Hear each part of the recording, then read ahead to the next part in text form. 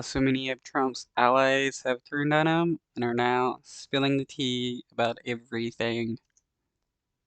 This morning, new revelations in the 2020 election interference case. His instinct was he had won. Pardon my French, but I've been through this whole thing. Through a series of taped interviews between prosecutors and defendants who've accepted plea deals, first reported by ABC News and published by The Washington Post. He said to me in a kind of excited tone, well, we don't care and we're not going to leave. In her session with Georgia prosecutors, Jenna Ellis, a former Trump legal advisor who pleaded guilty last month for her efforts to overturn the election, detailing to prosecutors an alleged conversation with top Trump aide Dan Scavino at a White House Christmas party. He said the boss is not going to leave under any circumstances. We are just going to stay in power.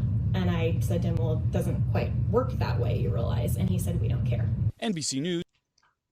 Yeah, because fascist people don't care how they stay in power as long as they get to stay in power. Has reached out to an attorney for Scavino but has not heard back. Meanwhile, in an interview that lasted nearly 3 hours, ex-Trump lawyer Sidney Powell positioning herself to prosecutors as one who frequently communicated with the former president. On the 18th, the only real justification that he's giving you to why he's not bowing out is that his instincts tell him that he won.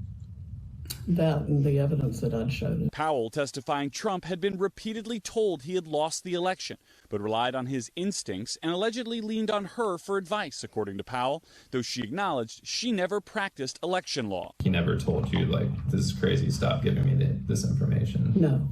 In a statement, Trump's lead Georgia attorney slamming, quote, any purported private conversation as meaningless, writing in part, if this is the nonsense line of inquiry being pursued and this is the type of bogus, ridiculous evidence D.A. Willis intends to rely upon, it is one more reason that this political travesty of a case must be dismissed.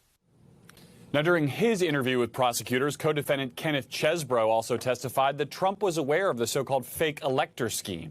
According to the Washington Post, during an unreported White House meeting, he offered advice on assembling alternate slates of electors in key battleground states to cast ballots for Trump in states Joe Biden won during the 2020 election. NBC News has reached out to attorneys for Chesbrough, Ellis, Powell, and Scott Hall, but have not heard back. Now, former President Trump and the other 14 remaining co-defendants in this case have pled not guilty. Savannah.